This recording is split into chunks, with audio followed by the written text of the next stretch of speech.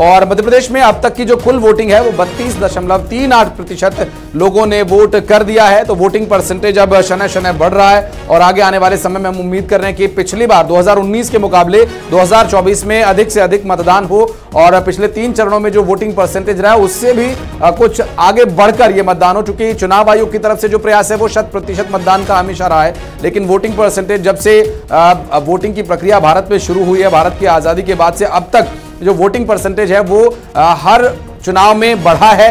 कुछ एक अपेक्षाकृत कहीं कम कहीं ज्यादा सीटें हुई हैं, लेकिन यहां वोटिंग परसेंटेज जो है अब 11 बजे जो है वो क्या रहा वो बता रहे हैं आपको। वो तो केवल मोदी विरोध ही उन्हें देश के अंदर करना है।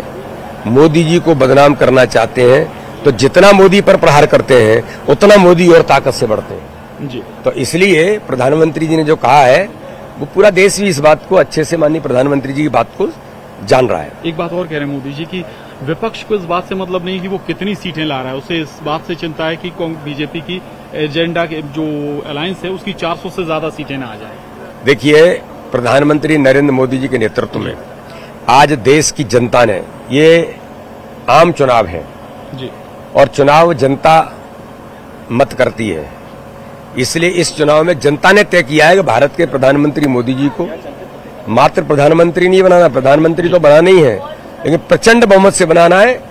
अब की बार 400 पार के नारे को जनता पूरा करेगी, चुनाव जनता लड़ रही है। आखिरी सवाल है मोदी जी इस बात पर कि जो हिंदी बेल्ट की पार्टी कहते हैं बीजेपी को, इस पर मोदी जी कहते हैं कि भाई गोवा, आसाम, कर्नाटक क्या हिंदी भाषी क्षेत्र हैं? इस बार कर्नाटक से लेकर के इस बार तो तमिलनाडु के अंदर भी जी, केरल के अंदर भी, जम्मू कश्मीर में देश के सर्वव्यापी भारतीय जनता पार्टी और इस बार दक्षिण में भी भारतीय जनता पार्टी को बहुत अच्छा बहुमत मिल रहा है, इसलिए इंडी गठबंधन घबराया हुआ है।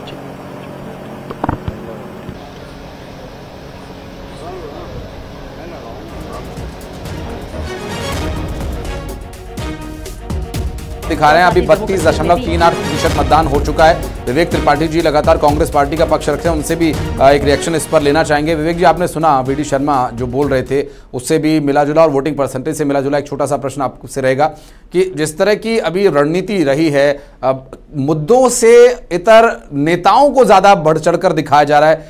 कांग्रेस की गारंटी जब बात होती है, न्याय की गारंटी की बात होती है तो वो राहुल गांधी को प्रमोट करते हैं, जब बीजेपी के गारंटी पूरा करने की बात होती है तो मोदी की गारंटी की बात होती है।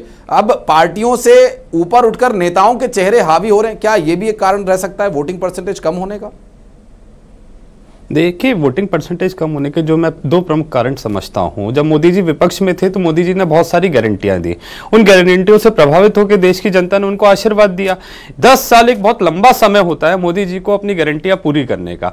जो बेरोजगारी खत्म करने की बात कही थी, जो भ्रष्टाचार मिटाने की बात कही थी, महंगाई पे अंकुश लगाने की जो बात कही थी, 10 साल का समय दिया इस देश की जनता ने कि आप अपने दी हुई गारंटियों को पूरा कीजिए, परंतु अपनी सारी गारंटियों को पूरा करने में मोदी जी असफल साबित हुए।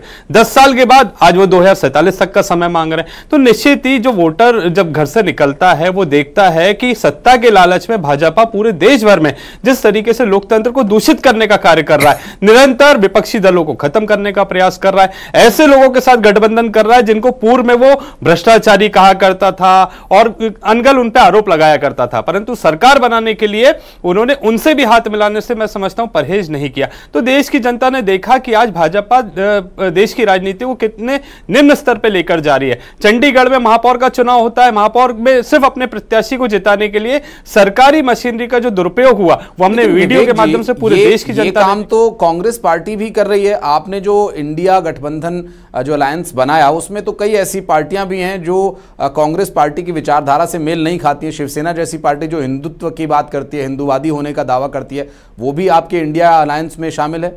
नरेंद्र मोदी जी कई समय से बहुत सारे आरोप लगाते आ रहे हैं। आज जिस तरीके से इंडिया गठबंधन को लेकर अभी मैं सुन रहा था वीडी शर्मा जी ने जो कहा है, तो इंडिया गठबंधन जिस तरीके से पूरी मजबूती के साथ में चुनाव के मैदान में है, जनता का समर्थन जिस प्रकार से हमें मिल रहा है, उससे घबरा के आज देश के प्रधानमंत्री जिलों में राजधानी ढूंढने का कार्य कर रहे हैं। तो निश्चित ही उनकी घबराहट को दिखाता है। मध्य प्रदेश के मुख्यमंत्री अपने विधायकों का नाम भूल, इसलिए वो अलग अलग जिलों में जाके लगातार चुनावी प्रचार कर रहे हैं। दूसरी तरफ अभी आपने हाल ही में वीडी शर्मा को सुना, मध्य प्रदेश बीजेपी प्रदेश अध्यक्ष, उनका यह कहना है कि इंडिया गठबंधन घबराया हुआ है।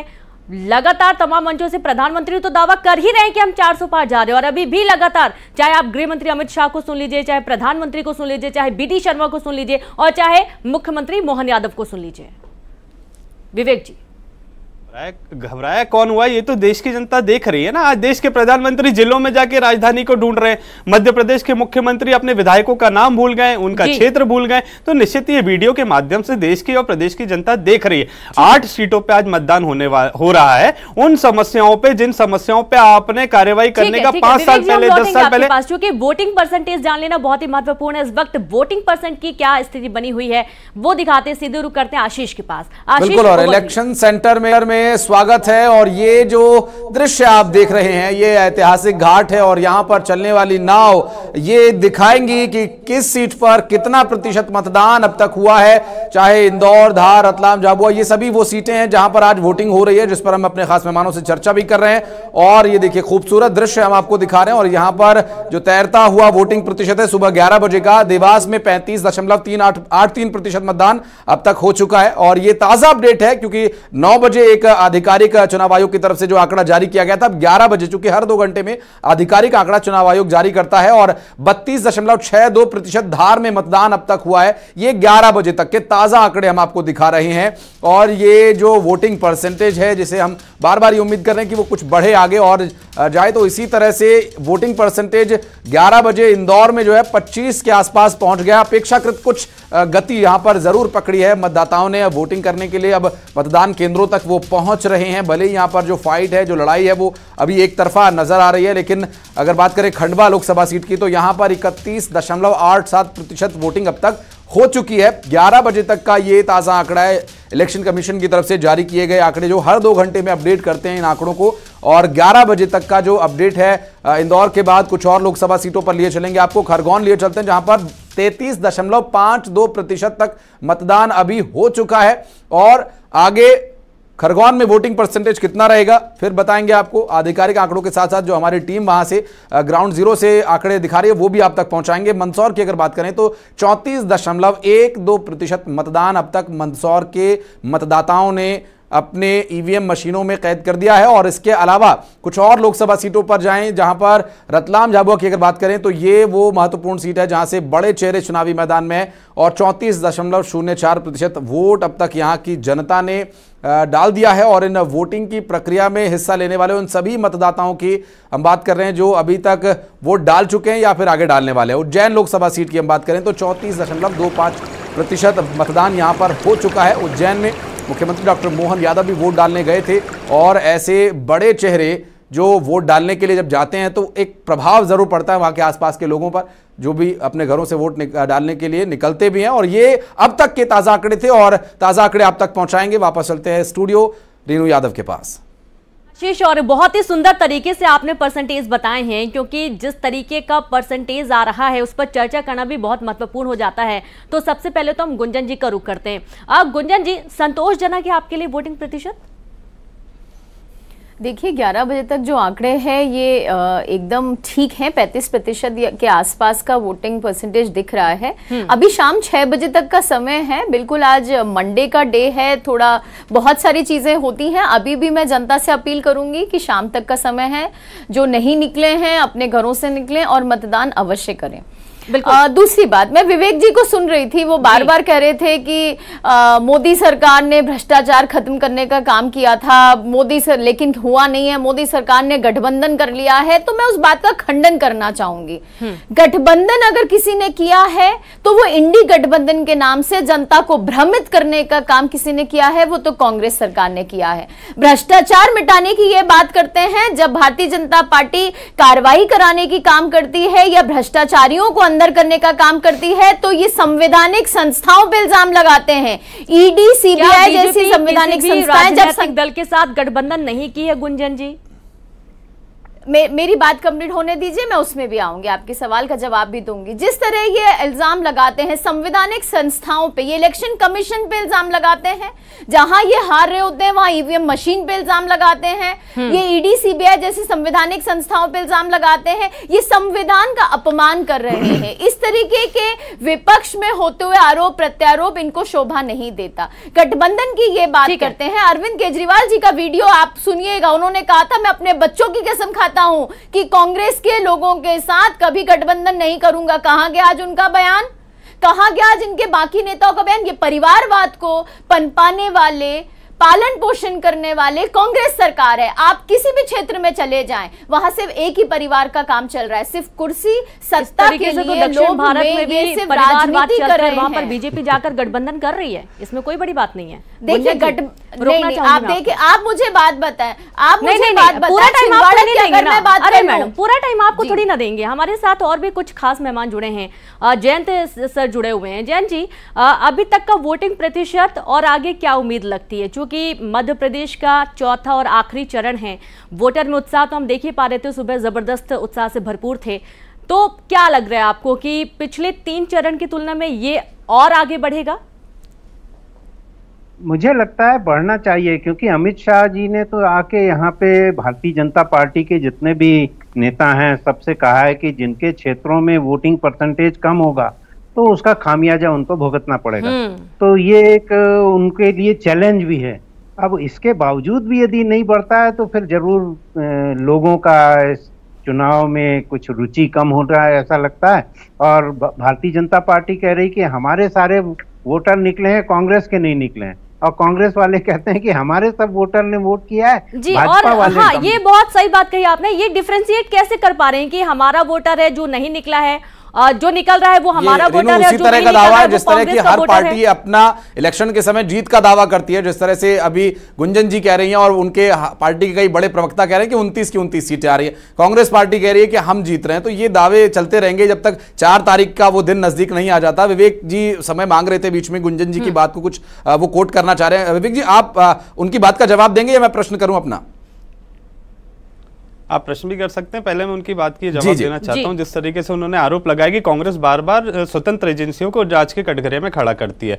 अजीत पवार जी जिस तरीके से महाराष्ट्र में करोड़ों रुपए का घोटाला करते हैं, ईओडब्ल्यू उन पर प्रकरण दर्ज करती है, जैसे ही वो भाजपा में शामिल होते हैं उनके घोटाले की फाइल को बंद कर दिया जाता है, ईओडब्ल्यू पूरे केस को बंद कर देती है। तो ये जांच का विषय नहीं है क्या? इस पर हम सवाल उठाते हैं, इनको तकलीफ होती है। अरविंद केजरीवाल कह रहे हैं कि हम कांग्रेस के साथ गठबंधन नहीं कर रहे हैं, पर इंडिया अलायंस में आते हैं तो इनको तकलीफ होती है। नीतीश कुमार जी भी जब ये कहते हैं कि मैं भाजपा के कभी नहीं जाऊंगा, परंतु वो भाजपा के साथ जाते हैं तो इनको तकलीफ नहीं होती है। निश्चित ही लोकतंत्र को खत्म करने का काम कौन कर रहा है कौन नहीं कर रहा है देश में देख रहे हैं। मोदी जी ने देश की जनता से आह्वान किया था कि मैंने जो गारंटी दी, मैंने जो कहा वो मैंने किया, अब आपकी बारी है हमें 400 पार पहुंचाने की। प्रत्येक बूथ पे 370 वोटों की वृद्धि करनी। 370 क्या, धारा 370 के आधार पर पूरे देश में प्रत्येक वोट पे 370 वोटों की वृद्धि करने का आह्वान इन्होंने किया। हर विधानसभा में 10% वोट बढ़ाने का लक्ष्य इन्होंने रखा। आज जनता ने इनको नकार का कार्य किया। 3 चरणों में मतदान हुए, 2 चरणों में तो भारी अंतर रहा, भारी मतदान प्रतिशत में कमी रही। तीसरे चरण में निर्वाचन आयोग को तोहफे देने पड़े,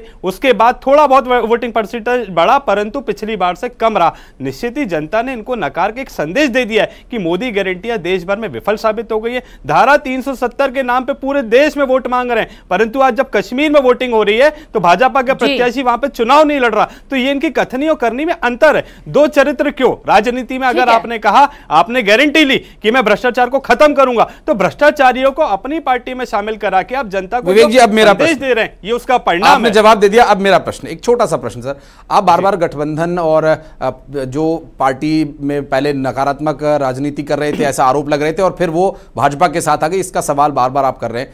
ये गठबंधन तो भारतीय जनता पार्टी का हो, कांग्रेस पार्टी का हो, इंडिया का हो, एनडीए का हो, ये तो राजनीति का हिस्सा बन गया। इस पर क्या चर्चा करना आपको लगता है कि आज के समय में प्रासंगिक है? क्योंकि ऐसे कई दल आपके इंडिया अलायंस में भी हैं जिनसे आपकी पहले नई पटरी खा रही थी। आपने देखा कि अब मोदी को हराना है, मोदी को या भाजपा को हराना है, तो गठबंधन बना लिया गया। क्या आपको लगता है वाकई प्रासंगिकता रह गई इस बारे में बात करने की? जिस दिन से इंडिया अलायंस का गठबंधन हुआ है, इंडिया नाम लेना भी भाजपा के नेताओं ने बंद कर दिया। वो इंडिया भी बोलने से परहेज करते हैं, वो इंडी बोलते हैं। हम 31 दलों का संगठन है इंडिया अलायंस, इनका तो 42 है एनडीए, 42 दलों के साथ में मिलकर, जिनका कई ऐसे पार्टियां हैं जिनका जनाधार नहीं, जिनके पार्षद भी नहीं है, उन लोगों के साथ में इनने गठबंधन किया। एक तरफ आप दावा कर रहे हैं हम विश्व के सबसे बड़े राजनीतिक दल है, हमारे पास करोड़ों कार्यकर्ता है, मिस कॉल मार के जो हमारी पार्टी से जुड़े हैं, और उसके बाद भी आप अन्य दलों के नेताओं को निरंतर अपने दल में शामिल करा रहे हैं। आपको मैं रोक रहा हूं, लेकिन यह बात तो नरेंद्र मोदी कई मंचों से कह चुके हैं कि चाहे किसी पार्टी जो एनडीए में आ गए हैं, अगर उनका कैंडिडेट नहीं भी जीतता है या उनके कम कैंडिडेट भी जीतते हैं, फिर भी हम उन्हें पूरी इज्जत देंगे। लेकिन यहां तो सीटों की लड़ाई हुई है, खींचम खींच मची हुई है कि कौन कितनी सीटें लेगा। चुनाव होने से 4 दिन 5 दिन पहले तक कैंडिडेट घोषित नहीं हो पा रहे थे। तो समस्या तालमेल की इंडिया अलायंस में ज्यादा दिखाई दे रही है। आशीष सही बोल रहे हैं आप। दूसरी बात, हाईकमान बहुत सीरियस नहीं लेता है, ऐसा भी कई बार नजर आता है, क्योंकि कांग्रेस के नेता ज्यादातर यही बोलकर दूसरी पार्टी ज्वाइन करते हैं कि उनको तवज्जो नहीं दी जाती, उनको सुना नहीं जाता, उनकी शिकायतें नहीं सुनी जाती हैं। और दूसरी बड़ी बात है विवेक जी की चुनावी प्रचार का शोर बीजेपी के सामने बहुत फीका रहता है कांग्रेस का। इस बार के चुनाव में हम देख पा रहे हैं तमाम जो मध्य प्रदेश के बड़े चेहरे हैं वो बहुत कम नजर आए हैं, सिर्फ अपने क्षेत्र में ही नजर आए, चाहे कमलनाथ की बात कर लें, चाहे दिग्विजय सिंह की बात कर लें। विवेक जी देखिए दिग्विजय सिंह जी खुद चुनाव में प्रत्याशी थे जब उनके खिलाफ में भाजपा और पूरी सरकारी तंत्र मशीनरी लगी हुई थी, तो अपने चुनाव को प्राथमिकता देना मैं समझता हूं कहीं से भी गलत नहीं था। जिस दिन से चुनाव खत्म हुआ है, दिग्विजय सिंह जी निरंतर अन्य जहां पे चुनाव होना है वहां पे अपने प्रचार में जुट गए। मध्य प्रदेश में कांग्रेस का कार्यकर्ताओं का एक बहुत मजबूत संगठन है जो कि भाजपा सरकार से विगत 20 वर्षों से लड़ाई लड़ रहा है। हम बिल्कुल भी यहाँ ये कहना चाहेंगे कि 16 जब महापौर थे मध्य प्रदेश में, तो पिछले चुनाव में हमारे पास 0 थे, परंतु हमारे कार्यकर्ताओं का वो ताकत थी कि उनमें 5 महापौर हमारे जीत कर आए। आज उज्जैन में जहां मतदान हो रहा है वहां पे महेश परमार जी बहुत अच्छी स्थिति में थे महापौर चुनाव में। निश्चित ही मैं समझता हूं वो सारे कार्यकर्ता संगठित होकर फिर इस चुनाव में जी जान से जुटे हुए, और 4 तारीख को परिणाम आने दीजिए। मैं गारंटी नहीं लेता सरकार किसकी बनेगी किसकी नहीं बनेगी, देश की जनता ने तय कर लिया है। आज अपने वोट के माध्यम से वो जन आशीर्वाद अपना प्रदान कर रही है। 4 तारीख को जब सरकार बनेगी तो निश्चित इस बात को मैं कह सकता हूं कि भाजपा के पैरों तले जमीन बहुत बड़ा सवाल है सर, ये भी एक बहुत बड़ा सवाल है। आशीष, इस चीज को भी समझना होगा कि भाई बीजेपी ने तो साफ कर दिया पीएम का चेहरा, प्रधानमंत्री नरेंद्र मोदी बिल्कुल स्पष्ट हैं, सभी को पता है। और दूसरी बात, जनता के दिमाग में भी ये सवाल बार बार आता है कि अगर हमारे देश का प्रधानमंत्री नरेंद्र मोदी नहीं तो फिर कौन? उनके मन में सवाल ही है, कोई ऑप्शन नहीं मिल पा रहा है। इंडिया गठबंधन ने इतना बड़ा गठबंधन तो कर लिया है, लेकिन एक चेहरा स्पष्ट नहीं किया है पब्लिक के सामने कि जिस चेहरे पर भरोसा करके वोट किया जा सके। ये भी तो बहुत बड़ा लूपहोल है कहीं ना कहीं पब्लिक के साथ भी, और ये खुद इंडिया गठबंधन के लिए भी बहुत ही कह सकते हैं कि नेगेटिव पॉइंट है, कोई भी चेहरा खड़ा ना करना। विवेक जी, 5 साल 5 प्रधानमंत्री, ये प्रधानमंत्री नरेंद्र मोदी ने एक तरह से तंज कसते हुए इंडिया गठबंधन पर वार किया था। आप क्या कहेंगे इसके बारे में? उसके बाद मैं गुंजन जी से एक सवाल लूंगा। देखिए, प्रधानमंत्री नरेंद्र मोदी जी तो आजकल इधर उधर की बात कर रहे हैं ताकि मूल मुद्दों पे बात ना हो पाए। प्रधानमंत्री नरेंद्र मोदी जी तो ये तक कह रहे हैं कि कांग्रेस की सरकार बनी तो मंगलसूत्र खतरे में आ जाएगा। आपके चैनल के माध्यम से बताना चाहता हूं, हम हिंदू हैं, हमारी महिलाओं के सम्मान का प्रतीक मंगलसूत्र किसी की हिम्मत नहीं कि उसको खतरे में लिया। पर देश के प्रधानमंत्री एक गरिमा में पद पे बैठने के बाद इतनी निम्न स्तर पर जब टिप्पणी करते हैं तो उनके मानसिक दिवालियेपन को उजागर करते हैं। निश्चित ही देश के प्रधानमंत्री ये बताते कि 10 साल में मैंने महंगाई कैसे खत्म की, मैंने भ्रष्टाचार पे क्या अंकुश लगाया, रोजगार के मैंने कितने नए अवसर निकाल के दिए, कितने आज युवाओं को मैंने रोजगार दिया, सरकारी भर्तियां दी, तो वो सुनने में अच्छा लगता। आज जब इधर उधर की बात कर रहे हैं, पाकिस्तान को ले आए, देश का चुनाव चल रहा है और पाकिस्तान हितैषी होने का आरोप दूसरे दलों पे लगा रहे हैं। ये नहीं बता रहे कि प्रधानमंत्री बनने के बाद कुछ मिठाई लेके पाकिस्तान क्यों गए थे। गलत नहीं हूं गुंजन जी, तो ये तो मणिशंकर अय्यर कह रहे थे कि एटम बम वाला देश है, थोड़ा तमीज से, थोड़ा तरीके से। प्रधानमंत्री ने कब कहा पाकिस्तान का? देखिए, मैं यही बोलने वाली थी कि विवेक जी, महिलाओं की पहले जब इन्होंने शुरुआत की है, हिंदुओं के नाम की जिक्र की है, तो विवेक जी पहले आप जवाब दें और आपका शीर्ष नेतृत्व तो जवाब दे। तब कहाँ गए थे जब महिला सम्मान और महिला अपमान मध्य प्रदेश की राजधानी भोपाल में आपके मंत्री पुत्र ने हमला किया, तब आप चुप रही, तब आप कुछ नहीं बोली। मंत्री पुत्र ने एक महिला के ऊपर प्राणघातक हमला किया, आज तारीख तक गिरफ्तारी नहीं हुई।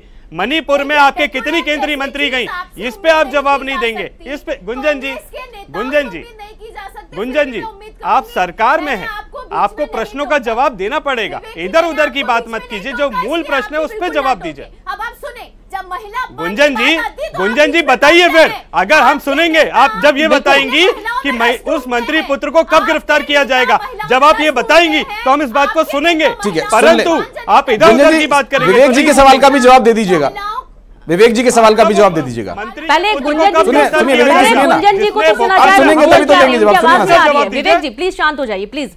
गुंजन जी पहले अपनी बात रखिए आप। जहां मैंने महिला अपमान की बात की बीच में टोकने लगे, क्यों? क्योंकि ये नहीं चाहते कि जनता को मैं वो सब चीज दोबारा याद दिलाऊं कि महिलाओं का मध्य प्रदेश में जिस तरीके से यहाँ के चाहे शीर्ष नेतृत्व हो कांग्रेस के अपमान पे अपमान करते जा। देखिए आप विवेक जी, आप फिर टोक रहे हैं। पार्टी के मंत्री के बेटे ने महिला के ऊपर हमला किया, उसकी गिरफ्तारी आज तक क्यों नहीं हुई? महिला अपमान की बात ये जवाब ही नहीं दे पाएंगे इस पे। आप चुप रहे, मैं बोल रहा हूँ ना, आप चुप रहे, मैं आपका जवाब भी दूंगी। जवाब दीजिए ना, मैं आपकी बात का जवाब दूंगी, पहले अपनी बात रखूंगी, पहले अपनी बात रखूंगी। आप बताएं, जब आपके नेता रणदीप सुरजेवाला हेमा मालिनी को चाटने वाली बोलते हैं, आप बताएं जब आपके कांग्रेस अध्यक्ष इस तरह मरती देवी ये चर्चा भी किसी और ही तरफ चली जाएगी। मैं लौटूंगा आपके पास। विवेक जी माफी के साथ आपको रोक रहा हूँ, गुंजन जी माफी के साथ आपको रोक रहा हूँ, जयंत जी भी हमारे साथ लगातार बने हुए, चर्चा आगे। ठीक है ठीक है, अब चूंकि आगे बढ़ना होगा, बात करेंगे। नामांकन से पहले प्रधानमंत्री मोदी का इंटरव्यू, मुसलमानों को पूरा आरक्षण देना चाहता है विपक्ष, देश में धर्म के नाम पर आरक्षण नहीं होना चाहिए, सत्ता की भूख ने नीचे गिरा दिया, ये देश को फिर धर्म के नाम पर देश को बांटना चाहते हैं, ये इंटरव्यू के दौरान प्रधानमंत्री नरेंद्र मोदी ने कहा है। बिहार की धरती पे है आरजेडी यानी लालू जी की पार्टी और कांग्रेस का अलायंस है, इंडिया अलायंस देखने को मिल रहा है। लालू जी ने मुस्लिम आरक्षण की बात कही है, उन्होंने बोला कि मुस्लिम का आरक्षण होना चाहिए, क्या देखते हैं आप? उन्होंने आरक्षण होना चाहिए इतना ही कहा नहीं, उन्होंने ये कहा है पूरा का पूरा जी, मतलब SC ST OBC उनको जो आरक्षण है वो अब मुसलमानों को देना चाहिए। और संविधान सभा ने गंभीर चर्चा करके तय किया था कि इस देश में धर्म के आधार पर आरक्षण नहीं होना चाहिए। बाबा साहब अम्बेडकर के भी विचार बहुत स्पष्ट रहे हैं कि धर्म के आधार पर आरक्षण नहीं होना चाहिए। पंडित नेहरू भी इसी विचार के थे, लेकिन उसके बावजूद भी राजनीति और सत्ता की भूख ने इनको इतना नीचे गिरा दिया है कि वो देश को फिर से एक बार धर्म के आधार पर बांटने के रास्ते खोज रहे हैं, बांटने के तरीके खोज रहे हैं, और उसमें धर्म के आधार पर आरक्षण है। और कवरेज लगातार जारी, एक छोटे से ब्रेक की बारी है।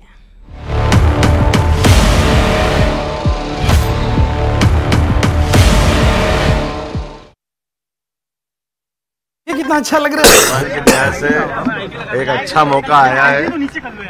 आखिरी चरण का चुनाव बाबा महाकाल की नगरी, पवित्र नगरी, और यहाँ की जैसे हमारी परंपरा, भगवान का आशीर्वाद लेकर के भगवान के मंदिर में दर्शन करने के बाद यहाँ वोट डालने आए, सब परिवार आए, और जिस ढंग का वातावरण दिख रहा, उज्जैन फिर एक नया रिकॉर्ड बनाएगा, मध्य प्रदेश में एक नया रिकॉर्ड बनेगा। मतदान केंद्र के अंदर कक्ष में पहुंच चुके हैं मुख्यमंत्री डॉक्टर मोहन यादव, और इस वक्त तस्वीरें जो आप देख रहे हैं ये आदर्श मतदान केंद्र से इस वक्त आदर्श तस्वीर ललित मैं कहूंगा देख सकते हैं हमारे दर्शक, चूंकि इस वक्त प्रक्रिया है, चाहे वोटर पर्ची का मिलान हो या फिर उसके बाद अंगुली पर स्याही लगवाने का काम हो, उसे पूरा करने के बाद ईवीएम मशीन पर जाकर वो बटन दबाएंगे, अपने मताधिकार का इस्तेमाल करेंगे, उसके बाद संभव है कि वो मीडिया से कुछ बातचीत करें, और क्या वो आज संदेश देंगे ये भी देखना अहम होगा। वो परिवार के साथ यहां पर वोट डालने के लिए पहुंचे। तस्वीरें इस वक्त आदर्श मतदान केंद्र, मुख्यमंत्री डॉक्टर मोहन यादव परिवार के साथ वोट करने के लिए पहुंचे और हस्ताक्षर करते हुए अपने वहां पर उपस्थिति दर्ज कराते हुए, चूंकि कई रिकॉर्ड्स रखने होते हैं, एक वोटर रजिस्टर में साइन करना होता है कि आप जो वोटर हैं आपने ही वोट डाला, इसके लिए हस्ताक्षर भी एक प्रक्रिया है, और जो वोटर ID कार्ड है वो दिखा करके उंगली पर स्याही का निशान लगवा करके अब वो उस मत पेटी, अब पेटी तो रही नहीं लेकिन ईवीएम मशीन जरूर हो गई है, उस केबिन में जरूर पहुंच गए जहां पर ईवीएम मशीन रखी हुई है, और बटन दबाने के बाद एक बीप की आवाज और वीवीपैट